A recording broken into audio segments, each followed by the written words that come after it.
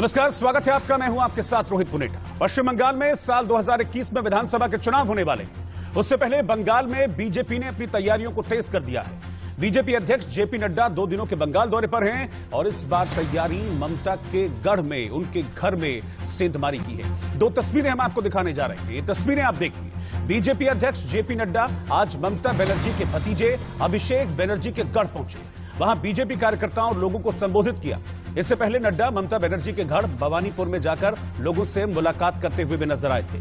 ये 2 तस्वीरें आपको बता रही हैं कि किस तरह से बीजेपी की तैयारी पश्चिम बंगाल में चल रही है। और तैयारी की शुरुआत में ही बीजेपी ने सीधे ममता बनर्जी के गढ़ पर हमला बोला है। 2 दिन का यह दौरा है। कल पहला दिन था बीजेपी अध्यक्ष जेपी नड्डा के दौरे का, जहां पर वो ममता बनर्जी के गढ़ पर पहुंचे थे, भवानीपुर पहुंचे थे। और आज वो डायमंड हार्बर पहुंचे हैं, जो कि ममता बनर्जी के भतीजे अभिषेक बनर्जी का संसदीय क्षेत्र है और उनका गढ़ माना जाता है। तो सीधे तौर पर अपने शुरुआती अभियान में ही बीजेपी की तरफ से ममता बनर्जी के गढ़ में सेंधमारी की जा रही है और यहीं से बीजेपी अपने चुनाव अभियान की शुरुआत करे। लेकिन इस बीच आपको बता दें कि डायमंड हार्बर जाते वक्त जेपी नड्डा के काफिले पर पथराव किया गया। टीएमसी कार्यकर्ताओं पर लाठी डंडे और पत्थरों से हमले करने का आरोप लगाया गया है।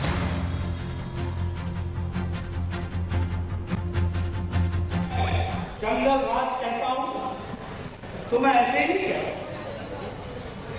आप देखिए हमारे कैलाश विजयवर्गीय जी, आप देखिए हमारे राहुल सिन्हा, आप इनकी गाड़ियों को देखिए।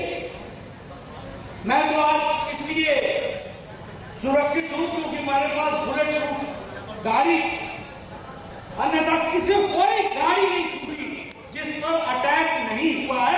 ये गुंडा राज जो हमें देखने को मिला है, इसको नस्लो नाबूद करना है और प्रजातंत्र को यहाँ पर खिलाना है। और अब आपको सुनाते हैं कि जेपी नड्डा के काफिले पर हुए इस हमले के बारे में बीजेपी के बंगाल चुनाव प्रभारी कैलाश विजयवर्गीय और मध्य प्रदेश के सीएम शिवराज सिंह चौहान का क्या कहना है। ये मुझे भी चोट आई है और मैं समझता हूँ कि अराजकता की हद है। ये बंगाल में क्या किसी राजनीतिक दल के राष्ट्रीय अध्यक्ष का इस प्रकार स्वागत होता है क्या? मैं बंगाल की जनता से पूछना चाहता हूँ। यहाँ पर डेमोक्रेसी की स्थापना करना है और मैं समझता हूँ जनता की जवाबदारी है कि जनता इस दिशा में निर्णय करे कि बंगाल का अपमान, बंगाल की संस्कृति और संस्कार का अपमान कब तक होने देंगे हम। मुकुलदा को लगी है, हमारे बहुत सारे नेताओं को लगी है और पुलिस की उपस्थिति में गुंडे अराजकता करते रहे।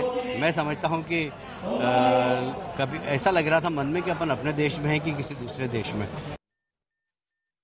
पश्चिम बंगाल में ममता दीदी ने आज भारतीय जनता पार्टी के राष्ट्रीय अध्यक्ष श्रीमान नड्डा जी की कार पर हमला करवाया है, पत्थर फेंकवाए। ये कायराना हमला है। पत्थर नड्डा जी के ऊपर नहीं फेंका गया है,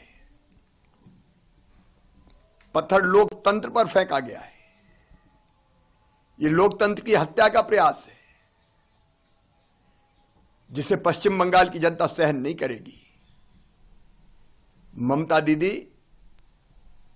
नड्डा जी की गाड़ी पर फेंका गया पत्थर बंगाल में टीएमसी के कफन में अंतिम कील साबित होगा। तो बीजेपी ने सीधे तौर पर चैलेंज किया है ममता बनर्जी को। उनके गढ़ से, ममता बनर्जी के गढ़ से अपने चुनाव अभियान की शुरुआत की और जिस तरीके से हमला हुआ है जेपी नड्डा के काफिले पर, कैलाश विजयवर्गीय के काफिले पर, मुकुल रॉय पर जिस तरीके से हमला किया गया है, उसको लेकर बीजेपी कह रही है कि कोशिश हो रही है ममता बनर्जी की, टीएमसी की, उनके अभियान को रोकने की, लेकिन वो रुकेगी नहीं। तो बीजेपी का पश्चिम बंगाल में चुनाव अभियान शुरू हो चुका है। इसी के साथ कुछ सवाल भी यहां पर खड़े होते हैं और सवाल यह है कि क्या बंगाल में बीजेपी की हुंकार अब हो गई है? लेकिन उससे बड़ा सवाल यह है कि इस हुंकार से निपटने के लिए ममता बनर्जी कितनी तैयार हैं। बंगाल में 200 सीटें जीतने का दावा कर रही है बीजेपी, 200+ का दावा कर रही है। इसका प्लान क्या है बीजेपी का? इस पर हम चर्चा करेंगे। साथ ही ममता के गढ़ पर वार से क्या बीजेपी बंगाल जीतेगी लड़ेगी, इसका क्या बीजेपी का प्लान है? बंगाल में इस बार राष्ट्रवाद वर्सेस परिवारवाद की लड़ाई होने वाली है, क्योंकि जेपी नड्डा ने सीधे तौर पर परिवारवाद को लेकर ममता बनर्जी पर निशाना साधा है। और सबसे बड़ा सवाल जो आज हुआ, जो कल हुआ, क्योंकि कल जेपी नड्डा के काफिले पर हमला किया गया और आज बीजेपी का यह आरोप है कि कैलाश विजयवर्गीय के काफिले पर हमला किया गया, जेपी नड्डा के काफिले पर पत्थर फेंके गए। सवाल यह है कि क्या बंगाल चुनाव एक बार फिर से रक्त चरित्र दिखाएगा? क्योंकि पहले भी जो बंगाल का इतिहास है वो यही रहा है, चुनावों में रक्त बहा है, खून बहा है। तो क्या इस बार फिर से बंगाल चुनाव में रक्त चरित्र नजर आएगा? इस पर हम चर्चा की शुरुआत करेंगे। बीजेपी किस तरह से अपने अभियान को आगे बढ़ाएगी और कैसे ममता के गढ़ से बीजेपी ने अब शुरुआत की है तो कैसे अपने चुनावी अभियान को आगे बढ़ाएगी। मेरे साथ इस वक्त पैनल जुड़ा है। मेरे साथ इस वक्त ऋषि मिश्रा हैं, पॉलिटिकल एनालिस्ट हैं, वो मेरे साथ जुड़ गए हैं। और मेरे साथ बादल देवनाथ हैं, टीएमसी लीडर हैं, वो भी इस वक्त मेरे साथ जुड़ गए हैं। बादल जी, अगर आप मुझे सुन पा रहे हैं, सबसे पहले मैं आपके पास आ रहा हूं। 2 दिन का दौरा जेपी नड्डा का, और दोनों दिन यह आरोप लगता है कि उन पर अटैक किया गया है, और अटैक करने वाले टीएमसी कार्यकर्ता हैं। ये सीधे तौर पर जेपी नड्डा भी आरोप लगाते हैं, ये सीधे तौर पर कैलाश विजयवर्गीय भी आरोप लगाते हैं, और गृह मंत्री अमित शाह को चिट्ठी लिखनी पड़ती है पश्चिम बंगाल की सरकार को कि आप कर क्या रहे हैं। एक राष्ट्रीय पार्टी का अध्यक्ष आता है, उस पर इस तरह से पत्थरबाजी, उनको सिक्योरिटी तक नहीं दी जाती है। पहले तो मैं एक बात कहना चाहता हूं, ममता बनर्जी भी एक राष्ट्रीय लीडर है और टीएमसी के ऑल इंडिया प्रेसिडेंट भी है और अध्यक्ष भी है। और जब ममता बनर्जी बाहर जाते हैं, ममता बनर्जी को कितना गालियां देता है भाजपा लोगों ने, एक बात। और मैं आपके चैनल के माध्यम से, इंडिया न्यूज चैनल के माध्यम से अमित शाह होम मिनिस्टर को और प्रधानमंत्री को मैं फिर एक बार अनुरोध करूंगा, आप मुकुल राय जो है पार्टी के जो वाइस प्रेसिडेंट है, उनका फोन टैप कीजिए। उनका फोन टैप करने के बाद आपको पता चल जाएगा ये एक्शन, ये दुर्घटना क्यों हुआ और कैसे हुआ, आपको आम पता। आप बता दीजिए इसका, आप बोल रहे हैं इसका मतलब आपको पता है, बता दीजिए। मैं बता दे रहा हूँ, मैं किसी को डरता नहीं, मैं बादल देवनाथ। मैं फिर बोला, अगले दिन में जो हुआ वो शॉटगन चलाया, कौन चलाया? मैं रिपब्लिक में भी बताया, दूसरा डायरेक्ट में भी बताया। वहां पर जो नीतीश कुमार को एमपी है, वो माफिया है, वो माफिया को एमपी संसद बन गया। उसके जितना आदमी रहता है उसके आसपास, उनके पास सबका पास रहता है और शॉटगन पाइप दूसरे का पाइप रहता है। और कौन चलाया? पुलिस के ऊपर, पुलिस पर हमला करा, पुलिस के ये लोग क्यों करवा? आज नाटा आ रहा है, कोई आप जानते हैं, आप बोल सकते हैं एक पॉलिटिकल पार्टी की वर्कर एक सेंट्रल लीडर। नहीं तो क्या आप चाहते हैं, तो क्या आप चाहते हैं कि कोई ना आए प्रचार करने के लिए, कोई ना आए प्रचार करने के लिए? बीजेपी का साजिश है, पूरी बीजेपी साजिश है। और बीजेपी के अंदर जो है प्रदेश ऑफिस से ये प्लान किया गया है। और नाडा की अध्यक्ष है, वो सम्मानीय व्यक्ति है, उसके ऊपर कोई टीम का कार्यकर्ता हमला नहीं कर सकता, कोई पत्थरबाजी नहीं कर सकता। उनको सुरक्षा क्यों नहीं दी गई? उनको एस्कॉर्ट तक प्रोवाइड नहीं कराया गया, ये आरोप है बीजेपी का।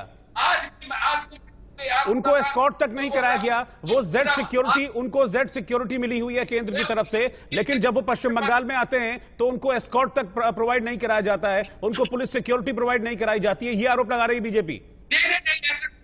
ऐसा कोई बात नहीं है, पूरा सिक्योरिटी इंतजाम करता है। वो एयरपोर्ट से वहां पर जितना जहां पर वो जाना चाहते हैं सबका सिक्योरिटी उनका रहता है। पुलिस डिपार्टमेंट सबके साथ काम करता है, उनके साथ संपर्क में रहता है, उनका सिक्योरिटी के साथ भी संपर्क रखता है। वो यही तो कह रहे हैं कि बंगाल की पुलिस के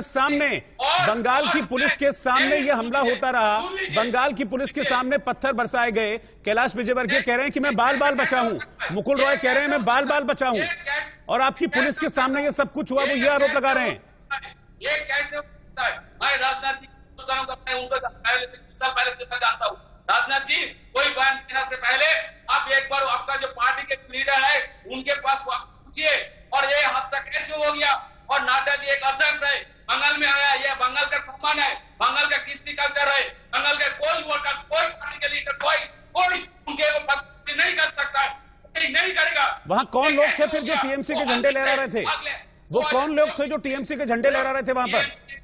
जब जेपी नड्डा का काफिला गुजर रहा था, जब जेपी नड्डा का काफिला डायमंड हार्बर जा रहा था, जो अभिषेक बनर्जी का संसदीय क्षेत्र है, उसके दोनों ओर टीएमसी का झंडा लिए हुए वो कौन थे? टीएमसी का झंडा लिए हुए? मालूम है, मैं आज गवर्नमेंट के साथ हूँ। आज भी विश्व वाणिज्य दिवस है, मैं 2 प्रोग्राम में था, अभी घर है, आपका लाइव में आ गया, लाभ में आ गया।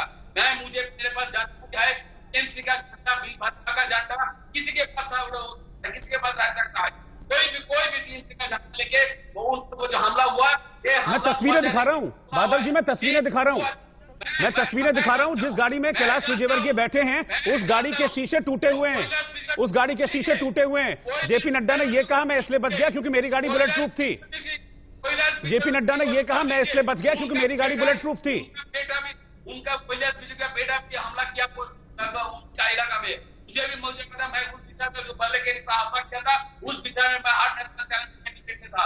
और बुलेट की बात सोचिए क्या करता में आके कौन सा सब ठीक है। गोपाल कृष्ण अग्रवाल भी इस वक्त मेरे साथ जुड़ गए हैं, वो बीजेपी के प्रवक्ता हैं। गोपाल कृष्ण अग्रवाल भी मेरे साथ जुड़ गए हैं, बीजेपी के प्रवक्ता हैं। मैं उनके पास चलूंगा, लेकिन उससे पहले जेपी नड्डा जी जो कि बंगाल के दौरे पर हैं, वो कुछ कह रहे हैं, जरा वहां सीधा उनके पास चलते हैं अभी।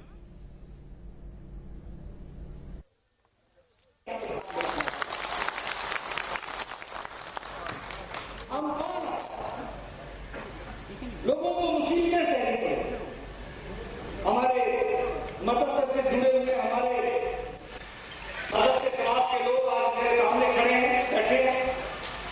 उनके लिए प्रधानमंत्री जी ने 12 नरेंद्र सिंह तोमर जी का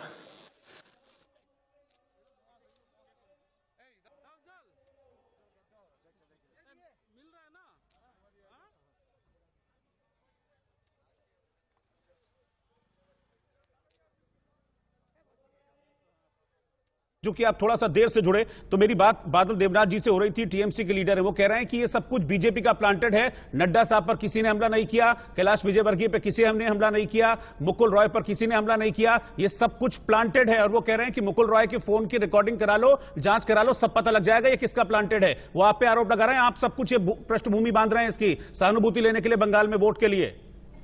अरे सहानुभूति क्या लेनी है। पहली बात यह है कि यह पहला अगर अकेला ये किस्सा होता तब भी बात होती।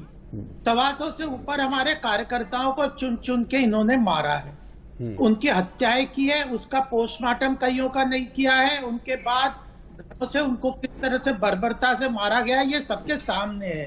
हम ये आरोप नहीं लगा रहे, आप भी और मैं समझ लीजिए, ये आरोप नहीं है, ये सामने एविडेंस है। पुलिस वहां खड़ी थी। अगर राष्ट्रीय इतनी बड़ी पार्टी जो 17 से ज्यादा प्रदेशों में मैं रोकना चाहूंगा आपको, गोपाल जी मैं रोकना चाहूंगा। कृषि मंत्री नरेंद्र सिंह तोमर इस वक्त प्रेस कॉन्फ्रेंस कर रहे हैं, शायद किसानों को लेकर कुछ इंपॉर्टेंट बात वो कह सकते हैं, सीधा उनकी पीसी में चलते हैं। पश्चिम बंगाल में आज भारतीय जनता पार्टी के राष्ट्रीय अध्यक्ष और राज्यसभा के सांसद बंगाल में अपने दौरे पर गए हुए हैं। पार्टी के अनेक कार्यक्रम उनके बने हुए थे।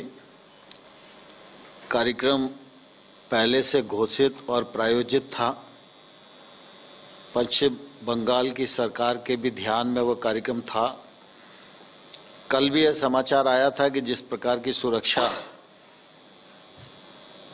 आदरणीय नड्डा जी को अपेक्षित थी वह सुरक्षा नहीं मिली, और आज उनके काफिले पर पथराव किया गया है। वहां पर हमारे महामंत्री कैलाश विजयवर्गीय जी जो उनके साथ चल रहे थे, उनकी गाड़ी पर भी पथराव किया गया है। काफी समय से ध्यान में आ रहा है कि पश्चिम बंगाल में इस प्रकार की हिंसक घटनाएं बढ़ती जा रही हैं। सामान्य तौर पर मत भिन्नता तो लोकतंत्र में स्वाभाविक होती है, लेकिन इस प्रकार की घटनाएं आमतौर पर देश में देखने को नहीं मिलती थी। लेकिन यह घटना लगातार बढ़ रही है और यहाँ तक बढ़ गई है कि भारतीय जनता पार्टी के राष्ट्रीय अध्यक्ष, जिनको सुरक्षा भी है और उनके काफिले पर भी पथराव हो और उस पर अनदेखी सरकार की ओर से रहे, यह घोर निंदनीय है। और मैं पश्चिम बंगाल की इस घटना की कठोर शब्दों में निंदा करता हूं और संबंधित जो लोग हैं उन पर कार्रवाई की मांग करता हूं। मैं समझता हूं पीयूष गोयल जी हैं, तो जरा अंग्रेजी के जो हमारे मित्र होंगे उनको इस विषय में। Friends, I would like to join my colleague Tomarji in condemning in the strongest terms the violent attack on our national president Shri JP Nadda ji and the General Secretary of BJP Shri Kailash Vijayvargiya ji. It is a deplorable incident.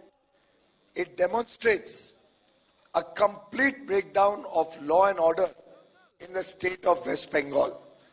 Since yesterday, there was evidence of inadequate police presence for the national president of the world's largest political party. There were clear signals emanating from the establishment that they were uncomfortable with the. तो आपने सुना कि सीधे तौर पर आरोप लगाया है कृषि मंत्री नरेंद्र सिंह तोमर ने। हालांकि अब से कुछ देर में वो प्रेस कॉन्फ्रेंस में आगे जब किसानों की बात को लेकर ब्रीफ करेंगे, क्या कोई एक पॉसिबल सॉल्यूशन है, हम वापस लौटेंगे। लेकिन उन्होंने सीधे तौर पर आरोप लगाया है, उन्होंने सीधे तौर पर टीएमसी पर आरोप लगाया है कि टीएमसी की तरफ से ये अटैक किया गया है। मेरे साथ ऋषि मिश्रा भी हैं, पॉलिटिकल एनालिस्ट है, मैं उनके पास चल रहा हूं। ऋषि, सवाल मेरा यह है कि बंगाल को इस तरह के रक्त चरित्र से कब आजादी मिलेगी? क्योंकि जब ममता सरकार आई थी तब सीधे तौर पर इसी को निशाना बनाया गया था, लेफ्ट का रक्त चरित्र, और अब यही हो रहा है। एक पार्टी के राष्ट्रीय अध्यक्ष पर अटैक होता है, महामंत्री पर अटैक होता है, उनकी गाड़ी पर पत्थर फेंके जाते हैं। प्रचार करने तो आएंगे कि नहीं आएंगे अपने चुनाव का? रोहित जी, मैं बादल साहब को सुन रहा था। कोई भी राज्य और कोई भी मुख्यमंत्री अपने जिम्मेवारी से पीछे नहीं हट सकती हैं, तबकि जब किसी पार्टी के राष्ट्रीय अध्यक्ष के काफिले पे हमला होता है, ये बहुत दुखदाई है। और किसी राज्य में किसी भी पार्टी के नुमाइंदे जाते हैं, उनकी सुरक्षा की जिम्मेवारी उस राज्य की होती है। तो बादल साहब अपनी जिम्मेवारी से पीछे नहीं हट सकते हैं, और इसकी मैं घोर निंदा करता हूं। और मुझे बहुत दुख है कि जेड प्लस का सिक्योरिटी उनको मिला हुआ है, उसके बावजूद भी इस प्रकार का हमला हुआ है, और लोकल पुलिस का सपोर्ट नहीं मिलना, लोकल पुलिस अपनी जिम्मेवारी से जिस प्रकार से पीछे हटी है, बहुत ही निंदनीय है। जैसा तोमर साहब ने कहा है, बिल्कुल सही बात है। लोकतंत्र में मतभेद तो होना अच्छी बात है, लेकिन लोकतंत्र में हिंसा का कोई स्थान नहीं होना चाहिए। लेकिन रोहित जी, आपको दोनों पहलू को ध्यान देना होगा। जिस प्रकार से केंद्र सरकार ईडी सीबीआई का इस्तेमाल वहां के टीएमसी के नेताओं को डराने धमकाने के लिए कर रहे हैं, ठीक उसी प्रकार ममता बनर्जी वहां के बंगाल पुलिस का इस्तेमाल बीजेपी के नेताओं को दबाने के लिए कर रही है। तो दोनों पहलुओं को देखना होगा। ऐसा नहीं है कि सिर्फ टीएमसी की तरफ से ही इस प्रकार का रिस्पांस मिल रहा है। ठीक है सर, मैं फिर से आपको रोक रहा हूं। कृषि मंत्री नरेंद्र सिंह तोमर वापस कुछ कह रहे हैं, मैं उन्हीं के पास चल रहा हूं। कृषि के क्षेत्र में ये दो कानून है जिसमें कृषि उपज का व्यापार और वाणिज्य से संबंधित है और उनके मूल्य आश्वासन से संबंधित है। इन दोनों कानूनों पर लोकसभा और राज्यसभा में 4-4 घंटे सभी दलों के जो सांसदगण हैं उन सब ने अपना स्वच्छंद होकर विचार व्यक्त किया, पक्ष और विपक्ष ने। लोकसभा में पारित हुआ, राज्यसभा में 4 घंटे की चर्चा पूरी हुई, और उस समय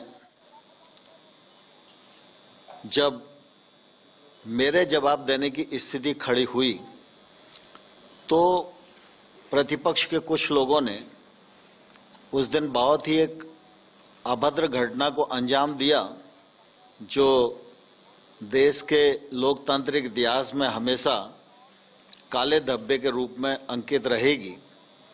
लेकिन दोनों कानून पारित हुए, महामहिम राष्ट्रपति जी के पास भेजे गए, और उनके हस्ताक्षर के बाद आज ये देश भर में लागू हैं।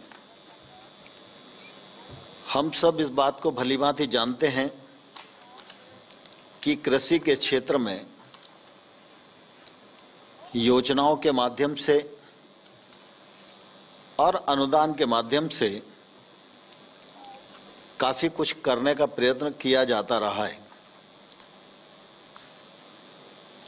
लेकिन कृषि के क्षेत्र में निजी निवेश गांव तक और खेत तक पहुंचे, इसकी संभावनाएं ना के बराबर थी और कानून के माध्यम से भी जो बंदिशें थीं वो खुले, इसका देश भर को इंतजार था। भारत सरकार ने प्रधानमंत्री नरेंद्र मोदी जी के नेतृत्व में लगातार खेती किसानी आगे बढ़े, किसान की आमदनी 2022 तक दोगुनी हो, कृषि के क्षेत्र में निवेश हो, कृषक को आय सहायता के रूप में और अनुदान दिया जाए, योजनाओं को परिष्कृत किया जाए। इसके लिए मोदी जी के नेतृत्व में काम हुआ। आप सबको मालूम है कि 2014 से पहले सभी पत्रकारगण यहाँ मौजूद हैं, यूरिया की सीजन पर भयानक किल्लत होती थी और जब यूरिया की जरूरत राज्य को होती थी उस समय मुख्यमंत्री डेरा डालकर दिल्ली में बैठते थे कि हमको पर्याप्त मात्रा में यूरिया मिल जाए। यूरिया की कालाबाजारी होती थी और देश के अनेक स्थानों पर पुलिस लगाकर यूरिया बांटने का काम किया जाता था। कई बार ऐसी घटनाएं भी आती थी कि रेलवे स्टेशन से यूरिया लूट लिया गया, बीच में कोई यूरिया का ट्रक जा रहा था उसको रोक लिया, क्योंकि लोगों को ये रहता था कि अगर ये सामने से निकल गया तो यूरिया नहीं मिलेगा। मोदी जी ने यूरिया को नीम कोटिंग किया और गत 6 वर्षों में कोई भी यूरिया की किल्लत देश को नहीं हुई, किसान को नहीं हुई। सुचारू रूप से यूरिया की पर्याप्त मात्रा में आपूर्ति होती रही और इसलिए ऐसे तमाम सारे विषय हैं जिनको 6 साल में किया गया, मैं उनको आपके सामने रख सकता हूं। लेकिन सारे विषयों को करते करते करते करते इस बात की देश को अपेक्षा थी कि कानूनों के माध्यम से भी हमको कृषि के क्षेत्र को आगे बढ़ाने की आवश्यकता है और इस मामले में पहले अनेक बार सरकारों के माध्यम से, कमीशन के माध्यम से, स्वामीनाथन साहब जैसे विद्वानों के माध्यम से ये रिकमेंडेशन की जाती रही। ये कानून आए तो इन कानूनों के माध्यम से सरकार की ये कोशिश थी कि किसान मंडी की जंजीरों से मुक्त हो और मंडी की परिधि के बाहर वह अपना माल किसी को भी कहीं भी और अपनी मनचाही कीमत पर बेचने के लिए स्वतंत्र हो। ये कानून में प्रावधान किया गया। मंडी परिधि के बाहर जो ट्रेड होगा उस पर कोई टैक्स नहीं लगेगा। अब स्वाभाविक रूप से किसान को बेचने की स्वतंत्रता मिल जाए, बिना टैक्स के खरीद फरोख्त हो, इसमें किसी को क्या आपत्ति हो सकती है। अभी कोई भी कानून इस बात को प्रावधानित नहीं करता कि 3 दिन के भीतर उसके उपज का कीमत बेचने के बाद उसको भुगतान हो जाएगा, लेकिन इस कानून में इस प्रकार का प्रावधान किया गया। मूल्य आश्वासन की दृष्टि से कॉन्ट्रैक्ट फार्मिंग नया विषय नहीं है, अभी तक कानून नहीं था लेकिन फार्मिंग हो रही थी, उसके अनुभव भी अच्छे हैं। हम लोगों को लगता था कानूनी प्लेटफॉर्म देंगे, इसका फायदा लोग अच्छे से उठाएंगे, किसान महंगी फसलों की ओर आकर्षित होगा, नई टेक्नोलॉजी से जुड़ेगा, अपनी जोखिम को प्रोसेस पर ट्रांसफर करने में सफल होगा, बुआई के समय उसको मूल्य की गारंटी मिल जाएगी और किसान को और किसान की भूमि को कानून में पूरी तरह से सुरक्षा देने का प्रबंध किया गया। यदि विवाद भी हो प्रोसेसर और किसान के बीच में तो एसडीएम 30 दिन के भीतर उसका निराकरण करेगा, उसे कानून में बांधा गया। और साथ ही साथ यह भी कानून में प्रावधान किया गया कि निर्णय अगर कभी किसान के विरुद्ध भी जाता है तो उससे वसूली सिर्फ आदान की कीमत की हो सकती है, उसके अतिरिक्त नहीं हो सकती। और उसकी वसूली का कोई भी निर्देश एसडीएम के द्वारा किसान की भूमि के विरुद्ध नहीं होगा। किसान की भूमि सुरक्षित रहे, इस दिशा में सरकार ने पर्याप्त विचार विमर्श किया और किसान को पूरी तरह सुरक्षित करने में प्रावधान किए। लेकिन आप सबको ध्यान है कि ये कानून का देश भर में स्वागत हुआ और देश भर में एक नई उत्साह और उमंग के साथ लोग काम करने के लिए आए। और बीच में कई ऐसे भी उदाहरण हम सब लोगों के सामने आए हैं कि अगर भुगतान का विषय आया तो इस नए कानून के अंतर्गत महाराष्ट्र के किसान का, बड़वानी मध्य प्रदेश का जिला है, वहाँ एसडीएम ने इस कानून के अंतर्गत तत्काल भुगतान कराया। ओपन ट्रेड में जो किसान गए उसका फायदा भी, वो व्यापारी गए और किसान दोनों ने जब ट्रेड की तो निश्चित रूप से किसान को बढ़ी हुई कीमत मिली। और ये सिलसिला चल ही रहा था, लेकिन बीच में इन विषयों को लेकर कुछ किसान और कुछ यूनियंस आंदोलन की राह पर आ गई। पंजाब के किसान यूनियन के जो लोग थे उनके साथ 14 अक्टूबर को सचिव के स्तर पर बातचीत हुई। 13 नवंबर को मैं स्वयं उपस्थित रहा और साथ ही हम लोग लगातार चर्चा के लिए तैयार थे। विषयों को लेकर वार्ता चली रही थी और इसी बीच में 26 और 27 के आंदोलन की घोषणा हो गई।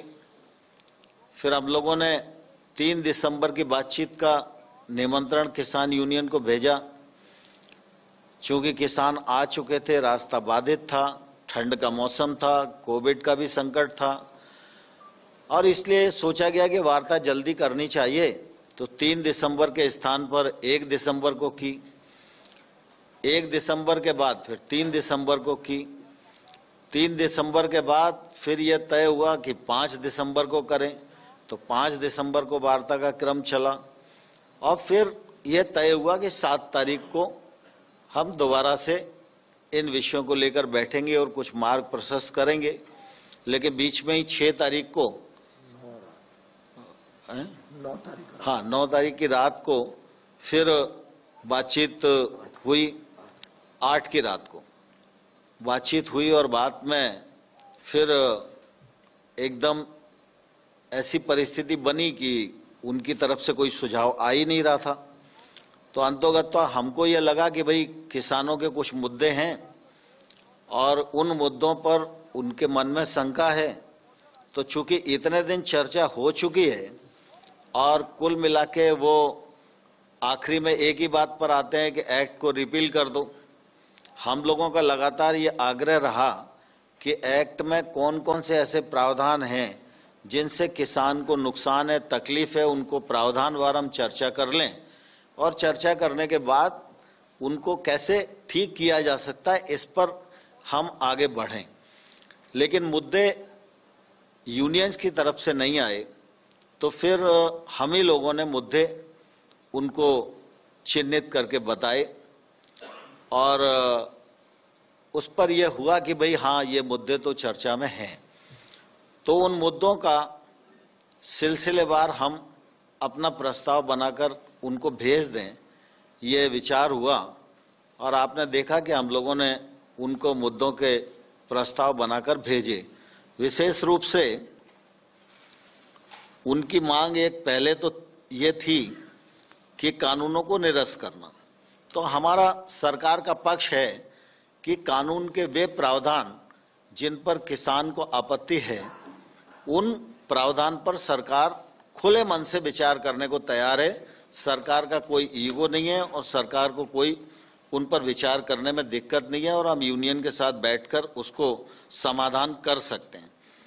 फिर दूसरा, कुछ लोगों का बातचीत में बात आती थी कि ये कानून वैध नहीं है, क्योंकि कुछ लोगों ने ऐसा बता रखा था कि कृषि राज्य का विषय है और केंद्र सरकार उस पर कानून नहीं बना सकती। तो हम लोगों ने उनको बैठक में भी संतुष्ट करने की कोशिश की और हमने कहा कि केंद्र सरकार को ट्रेड के लिए कानून बनाने का अधिकार है और हमने ट्रेड से संबंधित ही अपने कानून को सीमित रखा है और एपीएमसी इस कानून से कहीं भी प्रभावित नहीं होती, एमएसपी भी कहीं भी प्रभावित नहीं होती। और ये सब उनको बताने की कोशिश की और फिर उनको हमने ये लिखकर भेजा कि केंद्र सरकार को किन किन कानूनों के अंतर्गत कानून बनाने का अधिकार है। इसी प्रकार से बातचीत में ध्यान में आता था कि उनको ऐसा लगता है कि ये नया जो ट्रेड एक्ट आया है, इस एक्ट में उनकी जो एपीएमसी है वो प्रभावित होगी, क्योंकि उन्हें लगता था कि बाहर टैक्स नहीं होगा और एपीएमसी के भीतर टैक्स है, तो धीरे धीरे ये मंडियां दिक्कत में फंस जाएंगी। तो हम लोगों ने उनसे कहा कि वैसे तो कुल मिला के जो टैक्स लगता है जब किसी भी ट्रेड पर, तो व्यापारी टैक्स की वसूली किसान से ही करता है। अगर टैक्स नहीं लगेगा इसका फायदा अंततोगत्वा किसान को होगा, लेकिन फिर भी अगर आपकी आपत्ति है तो हम लोग इस पर विचार करने को तैयार हैं। और इस आशंका पर हम लोगों ने प्रस्ताव दिया कि राज्य सरकार निजी मंडियों के रजिस्ट्रेशन की व्यवस्था भी लागू कर सकेगी और साथ ही ऐसी मंडियों पर राज्य सरकार जो मंडी के भीतर का टैक्स है उसके हिसाब से ही वो बाहर की प्राइवेट मंडी पर भी टैक्स लगा सकेगी। तो उनकी इस आशंका को भी निर्मूल करने की हम लोगों ने अपने प्रस्ताव में कोशिश की है। हमारे एक्ट में ये प्रावधान था कि पैन कार्ड से ही खरीद हो सकेगी। सरकार उस मामले में ये सोचती थी कि व्यापारी भी और किसान भी इंस्पेक्टर राज और लाइसेंसी राज से बच सकेंगे और थोड़ा खुला प्रावधान करना चाहिए जिससे हर चीज थोड़ी सी आसान हो जाए। लेकिन उन्हें ऐसा लगता था कि पैन कार्ड तो किसी पर भी होगा और कोई भी खरीद के भाग जाएगा, तो फिर ऐसी स्थिति में हम क्या कर पाएंगे। तो हमने कहा ठीक है, अगर आपको ये आशंका है तो इसको भी हम विचार करने के लिए तैयार हैं। तो इस आशंका को दूर करने के लिए हम लोगों ने प्रस्ताव उन्हें दिया कि इस शंका के समाधान हेतु राज्य सरकारें इस प्रकार के पंजीयन के लिए नियम बनाने की शक्ति उनको प्रदान की जाएगी और जिससे कि स्थानीय परिस्थितियों के अनुसार राज्य सरकार नियम बना सके। यद्यपि इस प्रकार का नियम बने और इस प्रकार की व्यवस्था हो, ये प्रावधान हमारे एक्ट में था। जब ये व्यवस्था जो हमने बनाई थी, अगर इस पर शंकाएं कुशंकाएं उठने लगती तो केंद्र सरकार को कानून में ये अधिकार था कि इस प्रकार की व्यवस्था बनाने के लिए वो निर्देश दे सकें। लेकिन फिर भी हमने इस समस्या को भी उनके एड्रेस करने की कोशिश की। दूसरा उनका मुद्दा था कि आपने विवाद निपटाने के लिए एसडीएम को अधिकृत किया है कानून में और अपील सिर्फ कलेक्टर के पास होगी। हमको ये लगता था कि गांव में किसान के सबसे नजदीक अगर मजिस्ट्रियल पावर वाला कोई भी अधिकारी है तो वो एसडीएम ही है। बाकी जितनी भी ऐसी संरचनाएं सरकार की हो सकती हैं जहां विवाद का निराकरण किया जा सकता है, वह सब किसान से कुछ न कुछ ज्यादा दूरी पर होती हैं। और जुडिशली ये क्षेत्र में हमें लगता था कि छोटा किसान है, छोटा व्यापार होगा, छोटा एग्रीमेंट होगा, तो वो कोर्ट में जाएगा तो कोर्ट में फिर वकील भी बहुत अच्छा करना पड़ेगा, तमाम कागज पत्र लगाने पड़ेंगे और न्यायालय को तो कहा नहीं जा सकता कि आप इतने दिन में निर्णय दो और समय लगेगा। न्यायालय पर काम का बोझ भी ज्यादा है, इसलिए हमें लगता था कि एसडीएम को हम निर्देश कानून में बांध सकते हैं, इसलिए एसडीएम का विषय रखा था। लेकिन उन लोगों को लगता था कि न्यायालय में जाने की सुविधा होनी चाहिए। तो हम लोगों ने इस शंका के समाधान के लिए भी हमने यह प्रस्ताव में दिया कि भाई न्यायालय में जिस किसान को जाना हो तो ये विकल्प भी हम दे सकते हैं, इसमें कहीं कोई दिक्कत नहीं है। फिर कृषक का मूल्य आश्वासन एक्ट के अंतर्गत कृषक और प्रोसेसर के बीच में जो एग्रीमेंट होगा, तो उनको लगता था कि यह एग्रीमेंट रजिस्टर्ड होना चाहिए, तो हम लोगों को इस पर भी कोई आपत्ति नहीं थी और हमने उनको कहा कि भाई राज्य सरकारों को ये अधिकार देते हैं और जब तक राज्य सरकार रजिस्ट्रीकरण की व्यवस्था नहीं बना पाती है तब तक कोई एग्रीमेंट होगा तो लिखित में उसकी प्रतिलिपि हस्ताक्षर होने के 30 दिन के भीतर एसडीएम कार्यालय में जमा करना पड़ेगी, जिससे वो दस्तावेज सरकार के अधिकार क्षेत्र में रहे। फिर वो एक बात ये भी आती है बड़ा जोर शोर से और मीडिया के सामने भी कहा जाता है कई बार कि किसानों की भूमि पर बड़े उद्योगपति कब्जा कर लेंगे। वैसे तो कॉन्ट्रैक्ट फार्मिंग काफी लंबे समय से गुजरात में, महाराष्ट्र में, हरियाणा में, पंजाब में, अनेक कर्नाटक में, अनेक राज्यों में चल रही है। अभी तक कभी ऐसा अनुभव आया नहीं, लेकिन इसके बावजूद भी हम लोगों ने इसका प्रबंध पहले से एक्ट में कर रखा था। कानून में यह प्रावधान किया गया है कि इस कानून के अंतर्गत जो एग्रीमेंट होगा वो प्रोसेसर और किसान की फसल के बीच में ही होगा। किसान की भूमि से संबंधित कोई लीज, पट्टा, करार ऐसा कुछ भी इसमें हो नहीं सकता। दूसरा, हम लोगों ने ये भी कहा था कि अगर दोनों लोग करार करते हैं और फसल का प्रकार ऐसा है कि किसी भी प्रकार की अधोसंरचना खेत पर खड़ी करने की नौबत आती है, तो ऐसी स्थिति में जब करार समाप्त होगा तो जो प्रोसेसर है अपनी संरचना को वहां से उठा के ले जाएगा और अगर वो तोड़ के नहीं ले जाता है तो उसका स्वामी जो है वो कृषक ही होगा। ये प्रावधान हमने पहले से कर रखा है, लेकिन इसके बाद भी उनके मन में ये शंका थी कि अगर किसी प्रोसेसर ने उस अधोसंरचना पर कोई लोन ले रखा होगा तो वो निकल जाएगा और वो लोन किसान के ऊपर आएगा, तो ऐसी स्थिति में किसान को वो लोन पटाना पड़ेगा। तो हम लोगों ने कहा कि ये हम प्रावधान करने को तैयार हैं कि अगर स्पॉन्सर किसी प्रकार का लोन लेने की चेष्टा उस अधोसंरचना पर नहीं करेगा तो इससे उनकी इस शंका का भी समाधान हो सकता है। दूसरा, किसान की भूमि पर कुर्की की व्यवस्था की बात वो लोग बोलते थे कि कुर्क हो जाएगी और नीलाम कर दी जाएगी, तो पहले से ही प्रावधान है, इस प्रकार की कोई संभावना नहीं है। लेकिन फिर भी हमने कहा कि अगर कोई स्पष्टीकरण की आवश्यकता है तो वो स्पष्टीकरण का वो भी हम स्पष्टीकरण देंगे। दूसरा, सामान्य तौर पर एमएसपी की खरीद के मामले में उन सबके मन में ये बात आती थी कि भाई एमएसपी पर खरीद बंद हो जाएगी और होगी नहीं, इसमें कुछ फर्क पड़ेगा। तो आप सबके ध्यान में है, माननीय प्रधानमंत्री जी ने भी इस बात को बोला, मैंने भी दोनों हाउस में इस बात को बोला और सबको आश्वस्त किया कि एमएसपी चलती रहेगी, इस पर कोई खतरा नहीं है। एमएसपी की रबी और खरीफ की जो खरीद है इस वर्ष भी बहुत अच्छे से हुई है और रबी की फसल की बुआई के समय एमएसपी घोषित कर दी है। एमएसपी को नरेंद्र मोदी जी के नेतृत्व में 1.5 गुना किया गया है। खरीद का वॉल्यूम भी बढ़ाया गया है।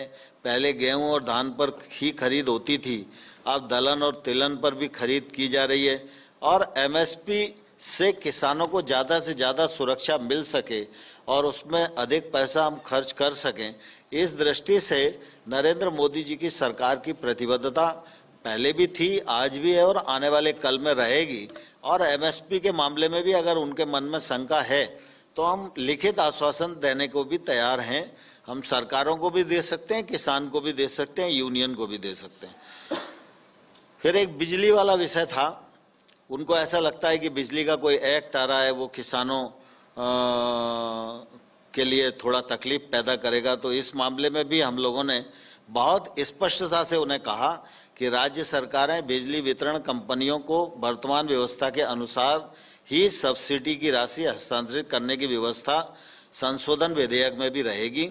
इस प्रकार से वर्तमान व्यवस्था में किसानों के संबंध में जैसा चल रहा है वैसे ही चलेगा, कोई परिवर्तन नहीं होगा। Air quality management of NCR ordinance में ये अभी जो ऑर्डिनेंस आया है उसमें फराली वाले किसानों के लिए भी प्रावधान है। तो हम लोगों ने ये कहा कि भाई हम इससे सहमत हैं और निश्चित रूप से इसका समाधान हम करेंगे। और इस दृष्टि से हम लोगों ने एक पूरा प्रपोजल बनाकर उनको कल दिया। उन लोगों ने विचार विमर्श भी किया और फिर भी कुल मिला के उनके सारे जो प्रश्न हैं उन प्रश्नों का उत्तर देने के बाद भी आखिरी में वो लोग किसी निर्णय पर नहीं पहुंच पा रहे हैं। इसकी निश्चित रूप से मेरे मन में भी काफ़ी कष्ट है, क्योंकि किसानों का विषय है और किसान ठंड में इतनी बड़ी तादाद में यहाँ पर बैठे हुए हैं और कोविड का संकट भी है। तो निश्चित रूप से हम सब लोगों के मन में भी रात दिन चिंता रहती है और इसलिए हम लोगों की लगातार पहले भी कोशिश रही है और अभी भी मैं आपके माध्यम से किसान भाइयों और बहनों को आग्रह करना चाहता हूं कि आप सब ने चर्चा के दौरान जो प्रश्न उठाए थे उन प्रश्नों का समाधान करने के लिए लिखित प्रस्ताव भारत सरकार ने आपके समक्ष भेजा है। आप उन प्रस्ताव पर विचार करें और आपकी तरफ से जब भी चर्चा की स्थिति के लिए कहा जाएगा भारत सरकार एकदम चर्चा के लिए तैयार रहेगी। और मैं आपके माध्यम से किसानों को यह भी कहना चाहता हूं कि पूरा देश इस बात का साक्षी है। 2006 में स्वामीनाथन साहब की रिपोर्ट आई थी और उस रिपोर्ट में भी लंबे समय तक इंतजार हुआ कि एमएसपी को 1.5 गुना करके लागू किया जाए, लेकिन वो लागू नहीं किया गया। मोदी जी जब प्रधानमंत्री बन गए तब भी ये बात खड़ी हुई थी, तो स्वाभाविक रूप से जब एमएसपी को 1.5 गुना किया जाना है तो वित्तीय भार तो बढ़ेगा ही।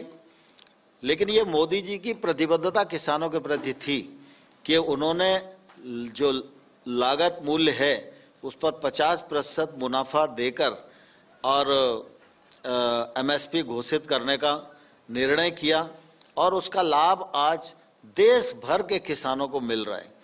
और आप देखेंगे कि कुल मिला के कृषि मंत्रालय के बजट की स्थिति को भी देखेंगे तो आज 1,34,000 करोड़ है।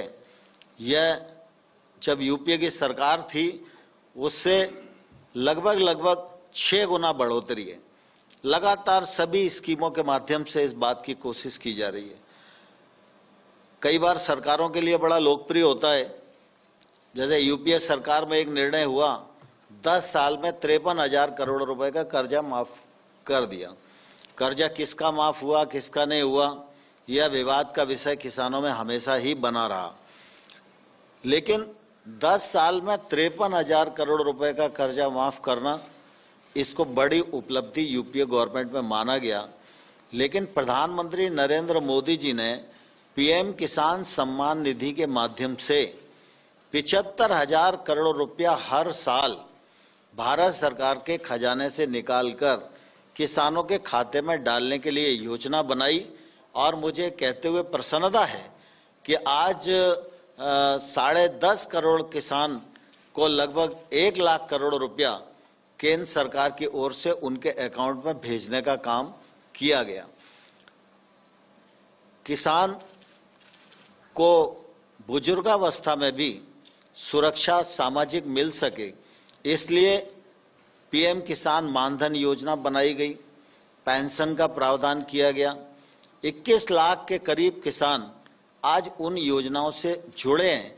जो 60 वर्ष की उम्र पूरी करेंगे उनको 3,000 रुपया मासिक पेंशन के रूप में मिलेगा, जो उस समय निश्चित रूप से काफी मददगार होगा। छोटे किसान देश में 86% हैं और छोटे किसान के पास निवेश करने कोई जाता नहीं, उसके पास खुद के पास इतना पैसा है नहीं कि वो निवेश कर सके। वो पढ़ा लिखा भी है, जागरूक भी है और वो अच्छी खेती करना भी चाहता है और वो चाहता है कि टेक्नोलॉजी का उपयोग करे, महंगी फसलों की ओर जाए, लेकिन उसको मार्केट उपलब्ध नहीं होता और मार्केट उपलब्ध नहीं होता इसके कारण वो कोई रिस्क नहीं ले पाता।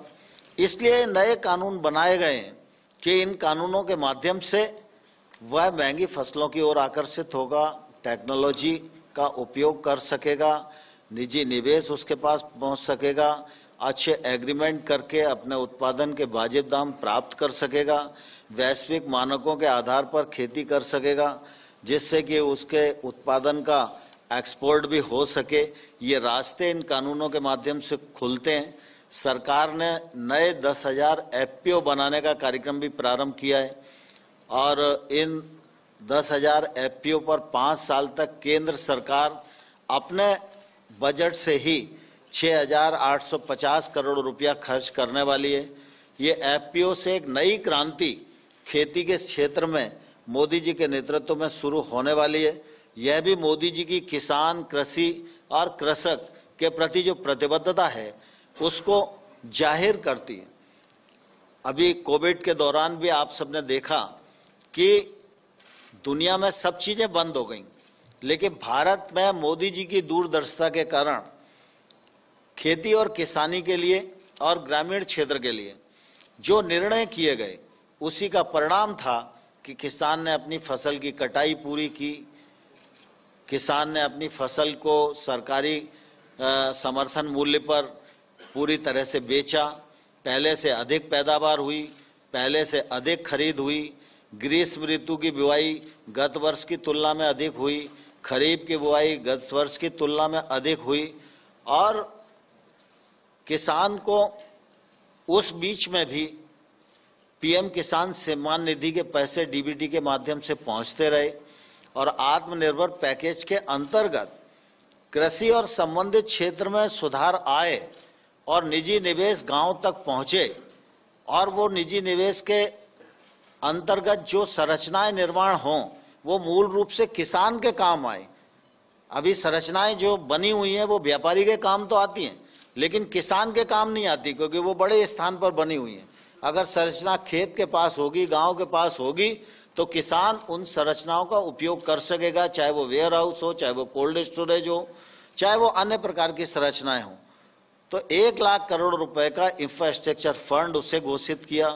फिशरीज के लिए 20,000 करोड़ रुपए का फंड, एनिमल हस्बेंड्री के लिए 15,000 करोड़ रुपए का फंड, छोटी फूड प्रोसेसिंग यूनिटी के लिए 10,000 करोड़ रुपए का फंड, 4,000 करोड़ रुपया हर्बल पार्क के लिए, मधुमक्खी पालन के लिए 500 करोड़ रुपया।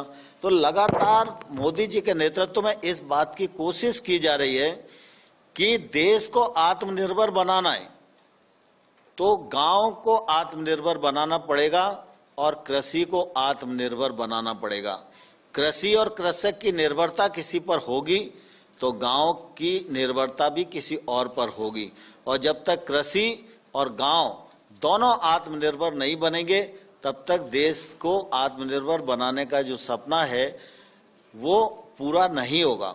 इसलिए लगातार आपने देखा होगा, चाहे वो प्रधानमंत्री सड़क योजना के 3rd फेज का मामला हो, चाहे मनरेगा में राशि बढ़ाने का मामला हो, चाहे सेल्फ हेल्प ग्रुप के अभियान का मामला हो, चाहे एग्रीकल्चर के क्षेत्र में सरकार के निवेश का मामला हो, मोदी जी के नेतृत्व में लगातार इस बात की कोशिश की गई है कि गांव और कृषि यह आत्मनिर्भर बने, समृद्ध बने और देश के नवनिर्माण में इसका योगदान अधिकतम हो सके। इसलिए ये सब चीजें सिलसिलेवार एक दूसरे से कनेक्ट हैं और इसलिए कानूनों के माध्यम से भी हमने द्वार खोलने की कोशिश की है, लेकिन इस पर कुछ किसानों की जो भ्रांति थी उस भ्रांति को भी दूर करने के लिए हमने प्रस्ताव यूनियंस को भेजा है। मैं आपके माध्यम से पुनः यूनियंस को आग्रह करना चाहता हूं कि वो जल्दी से वार्ता के लिए तिथि तय करें और अगर इस पर उनकी कोई आपत्ति है तो सरकार उनसे बातचीत करने के लिए तैयार है। मुझे तो प्रमुख रूप से इतना ही कहना था। पीयूष भाई को अनुरोध करूंगा कि कुछ विषय रख सकते हैं। I'll just briefly touch upon the issues that emerged out of the several meetings that we held with the farmer unions. We had very detailed discussions on all the laws with the union leaders. We made very minute notes of all the observations and comments that were made by the union leaders. And since they were not forthcoming with any specific issues, but were talking on more general terms and only sticking to one demand of repealing of the 3 laws, we were able to cull out the main issues that emerged from the discussions. And as Honorable Minister Shri Narendra Singh Tomar ji explained, तो ये press conference की गई और इस press conference में इस बात को बिल्कुल साफ कर दिया गया है कि सरकार की ओर से किसानों को प्रस्ताव दिया गया था और उस प्रस्ताव के लिए सरकार आगे भी बातचीत को तैयार है। जिन पॉइंट्स पर किसानों को परेशानी थी, प्रॉब्लम थी, उन सारे पॉइंट्स गिनाए यहाँ पर नरेंद्र सिंह तोमर ने। उन्होंने एमएसपी की बात की, उन्होंने कहा कि एमएसपी हो या फिर कॉन्ट्रैक्ट फार्मिंग हो, एसडीएम क्लॉज हो, बिजली का जो इशू है किसानों का या फिर पराली का इशू है, इन सब पर एक डिटेल फॉर्मेट बनाकर भेजा गया था और कहा गया था कि इस पर सरकार लिखित आश्वासन देने को तैयार है, लेकिन अभी शायद किसानों में सहमति नहीं बनी है। तो एक तरीके से अब जो पूरी की पूरी बात है वो किसानों के ऊपर डाल दी है और कहा है कि सरकार ओपन है, जब भी किसान चाहें इस पर बातचीत करने के लिए तैयार है। और साथ ही साथ ये संकेत भी दे दिया है कि बिल, ये तीनों जो मांग है किसानों की कि रोल बैक कर ले सरकार, रद्द कर दे इनको, पूरी तरह से वापस ले ले, वो सरकार वापस लेने नहीं जा रही है। ये संकेत इस प्रेस कॉन्फ्रेंस के जरिए सरकार की तरफ से, कृषि मंत्री की तरफ से दिया गया है। और इस वक्त की बड़ी खबर आपको बता दें, कृषि मंत्री नरेंद्र सिंह तोमर ने प्रेस कॉन्फ्रेंस की है और कहा है कि सरकार का जो प्रस्ताव है किसान उस पर विचार करें। इस बीच भारतीय किसान यूनियन के नेता राकेश टिकैत प्रेस कॉन्फ्रेंस कर रहे हैं। राकेश टिकैत प्रेस कॉन्फ्रेंस कर रहे हैं, सीधा उसी पर चल रहे हैं।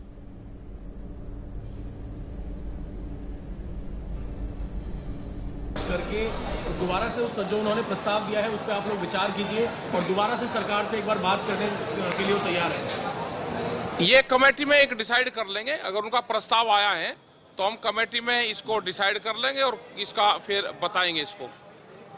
राकेश जी, उन्होंने कहा 15 में से आपकी 12 मांगे हमने प्रस्ताव में दी थी, फिर भी आप लोग नहीं माने। नहीं, हमने लिखित में उनको कोई वो नहीं दिया। मांग तो हमारी बहुत दिन से उनके पास में जा रही है, लेकिन अब पूर्ण रूप से ये है कि अगर बिल में वे 15 में से 12 मांग मांगने को तैयार, तो इसका मतलब बिल खराब है। भाई बिल खराब है तो उसको डिस्ट्रॉय करो, उसको खत्म करो बिल को और नया बिल लेकर आएंगे। हमने तो एक बिल की डिमांड हमने करी थी और एक कानून बनाने की बात करी थी कि एमएसपी पे आप कानून बना दो। आपने एमएसपी पे कानून नहीं बना रहे और 3 बिल और लेकर आ रहे हो आप ऑर्डिनेंस के माध्यम से। आप बिल लेकर आ रहे हो, उन बिलों को खारिज सरकार को करना पड़ेगा। ये किसी संगठन का वो नहीं है, ये किसी व्यक्ति का मामला नहीं है, ये आम भारत के किसान का मामला है और पूरे देश का किसान यही अब चाहता है।